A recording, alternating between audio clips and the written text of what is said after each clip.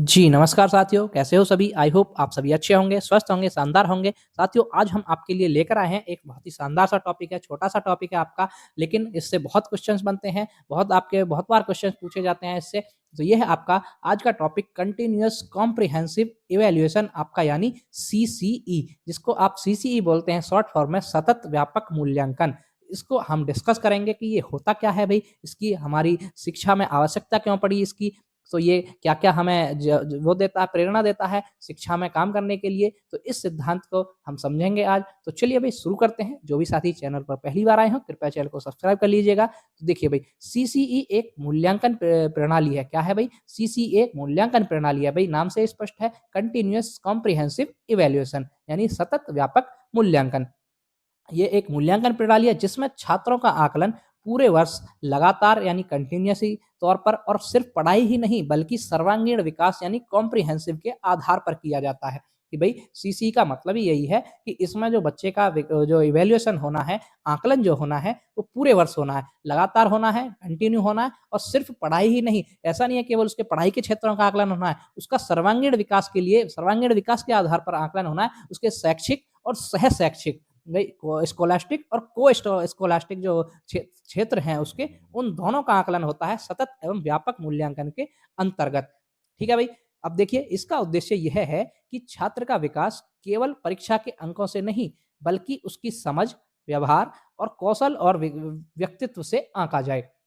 कि भई जो बच्चा है उसका जो आपको मूल्यांकन करना है, उसको आँकना है, उसका आकलन करना है, इसका उद्देश्य सीसी का बस यही है कि जो बच्चे का आकलन करना है आपको केवल परीक्षा के अंकों से नहीं करना है, परीक्षा के अंकों से नहीं करना चाहिए, बल्कि बच्चे की समझ, उसका व्यवहार, उसके कौशल और उसके व्यक्तित्व से भी आँकना चाहिए। उनको दोनों को मिला कर के आँकना चाहिए। कुल मिलाकर के सीसीई आपका वर्ष भर लगातार मूल्यांकन करने की बात करता है और उसके दोनों पक्षों शैक्षिक और सह शैक्षिक पक्षों का मूल्यांकन की बात करता है भई आपका सीसीई। अब देखिए सीसीई के 2 मुख्य भाग होते हैं, वो कौन-कौन से होते हैं भाई सीसीई के 2 मुख्य भाग कौन-कौन से हैं? ये देखते हैं।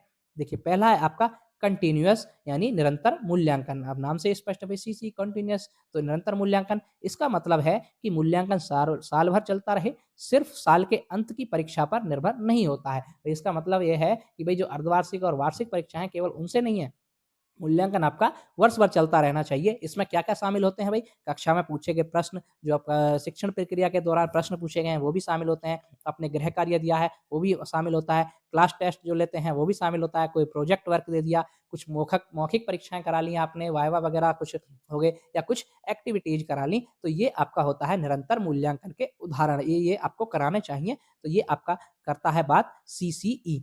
अब देखिए इसे उदाहरण से समझते हैं। अगर कोई छात्र गणित पढ़ रहा है, मान लीजिए कोई छात्र गणित पढ़ रहा है, तो क्या है शिक्षक रोज़ क्लास में सवाल पूछते हैं।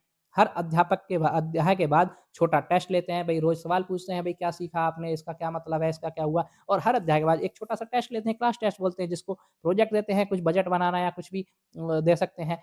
इन सब के आधार पर छात्र का मूल्यांकन होता है। तो ये आपका होता है कंटीन्यूअस मूल्यांकन।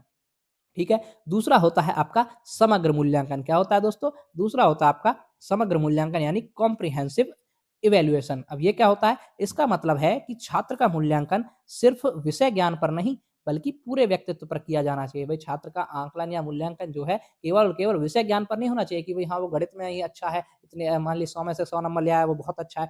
नहीं, उसके पूरे व्यक्तित्व पर किया जाना चाहिए और व्यक्तित्व में भी 2 क्षेत्र होते हैं, जैसा मैंने अभी बताया कि स्कोलास्टिक और को-स्कोलास्टिक यानी शैक्षिक से क्षेत्र उसके और सह शैक्षिक क्षेत्र। अब शैक्षिक क्षेत्र में क्या-क्या आता है?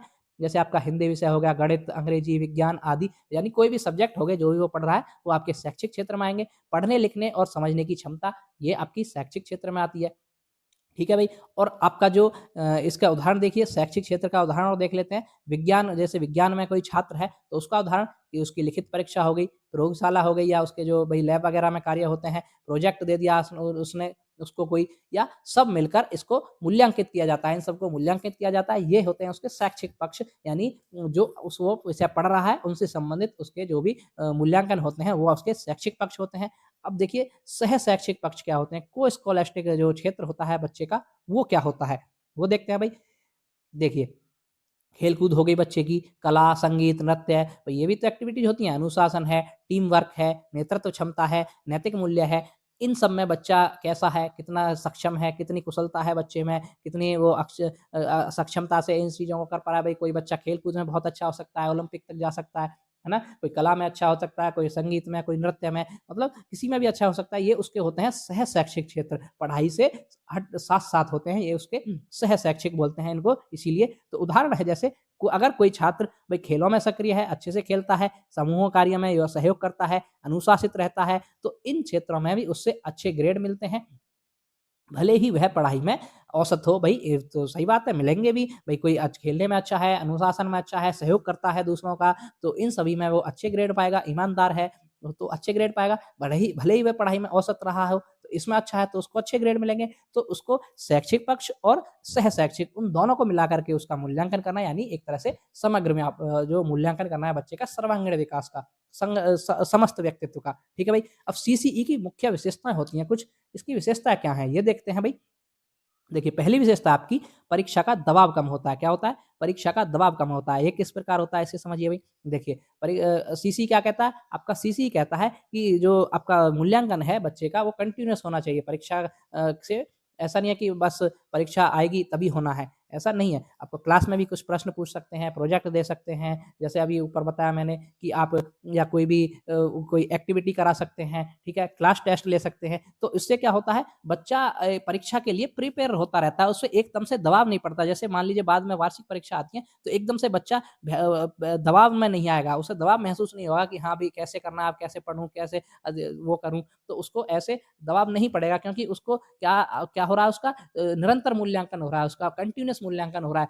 कभी क्लास टेस्ट के माध्यम से, कभी गतिविधि के माध्यम से, कभी एक प्रोजेक्ट वर्क के माध्यम से, तो इन सभी से उसका मूल्यांकन हो रहा है, तो उस चीज़ को वो दबाव महसूस नहीं करेगा। तो इसलिए परीक्षा का दबाव भी कम होता है इससे। दूसरा, छात्रों में छुपी प्रतिभा सामने आती है, बिल्कुल सही बात है भई, छात्रों में जो कोई खेल में अच्छा है, कोई संगीत में अच्छा है, कोई नृत्य में अच्छा है, कोई किसी नेतृत्वकर्ता में अच्छा है, कुशल नेतृत्व करता है, तो वो जो छिपी प्रतिभा होती हैं छात्रों की, वो भी सामने आती हैं। रटने के बजाय समझने पर बल होता है, बिल्कुल सही बात है। सीसीई आपका रटने के बजाय समझने पर बल देता है। शिक्षक और छात्र के बीच बेहतर संवाद, यानी शिक्षक और छात्र के बीच बेहतर संवाद हो अच्छे से, जो अधिगम की प्रक्रिया है वो प्रभावी ढंग से हो, इसकी बात करता है सीसीई। और असफलता का डर कम होता है कि भई बच्चा पहले से ही जब प्रिपेयर रहेगा, पहले से ही अपना क्लास टेस्ट वगैरह देता आ रहा है वो कंटिन्यू, भई क्लास टेस्ट तभी देगा जब वो उसको पढ़ेगा, याद करेगा, जो भी है उसका अच्छे से समझेगा। तो उसको असफलता का डर भी कम होता है कि वो असफल हो जाए परीक्षा में, ऐसा नहीं होता है, फिर उसको असफलता का डर भी कम होता है। तो ये हैं आपकी सीसीई की कुछ मुख्य विशेषताएँ। अब सीसीई का एक सरल उदाहरण देखते हैं पूरे साल का, क्या होता है? देखिए, मान लीजिए राहुल नाम का एक छात्र है, भई कोई बच्चा है राहुल नाम का, अब वो क्या है, टेस्ट जो होते हैं भई उसके, उसमें तो औसत आता है, प्रोजेक्ट में वो बहुत अच्छा है, खेल में उत्कृष्ट है एकदम, बहुत अच्छे लेवल का खिलाड़ी है और व्यवहार में भी अच्छा है वो। तो सीसीई में क्या हुआ, राहुल को केवल कम नंबरों से नहीं आँका जाएगा कि भई टेस्ट में वो औसत आया है, केवल उनसे नहीं आँका जाएगा, बल्कि उसकी कुल क्षमताओं को देखकर उसको मूल्यांकन होगा। क्या होगा भई? उसकी कुल क्षमताओं को देख कर के मूल्यांकन होगा कि वो टेस्ट में थोड़ा औसत है, लेकिन खेलों में अच्छा है, प्रोजेक्ट में अच्छा है ना? तो वो उसकी पूरी क्षमताओं को देख कर के उसका मूल्यांकन होगा, केवल अंकों के आधार पर उसका मूल्यांकन नहीं होगा। निष्कर्ष क्या निकलता है भई सीसीई का? देखिए, सीसीई का निष्कर्ष क्या निकलता है आपका? कंटीन्यूअस कॉम्प्रिहेंसिव इवैल्यूएशन छात्रों के सर्वांगीण विकास के लिए बनाई गई प्रणाली है। किस लिए है भाई? छात्रों का सर्वांगीण विकास हो, सर्वांगीण मूल्यांकन हो, सर्वांगीण विकास हो बच्चे का, उसके लिए बनाई गई एक प्रणाली है, जो उन्हें आत्मविश्वासी, रचनात्मक और सक्षम बनाती है। किसको भाई? बच्चे को। किसको? बच्चे को। जो सीसीई प्रणाली जो है बच्चे को आत्मविश्वासी, रचनात्मक और सक्षम बनाती है। तो देखिए भाई, ये थी आपकी सीसीई यानी कंटीन्यूअस कॉम्प्रिहेंसिव इवैल्यूएशन, जो आपका बहुत बार पूछा जाता है एग्जाम में, बहुत बार क्या, लगभग हर एग्जाम में, टीचिंग एग्जाम में आता ही आता है इससे क्वेश्चन। तो ये आपका, आई होप आपको अच्छे से समझ आया होगा कि भाई सीसीई होता क्या है, इसमें क्या-क्या क्षेत्र होते हैं, इसके क्या कार्य होते हैं, इसकी क्या विशेषताएँ होती हैं, ठीक है? तो अच्छे से आपको समझ आ गया होगा। तो साथियों, अगर आपको ये वीडियो अच्छी लगती है तो एक लाइक ज़रूर करके जाइएगा और अपना एक प्यारा-सा कमेंट ज़रूर छोड़िएगा। तो चलिए भाई, मिलते हैं ऐसी ही अन्य वीडियोज़ के साथ, तब तक के लिए धन्यवाद। जय हिंद साथियों।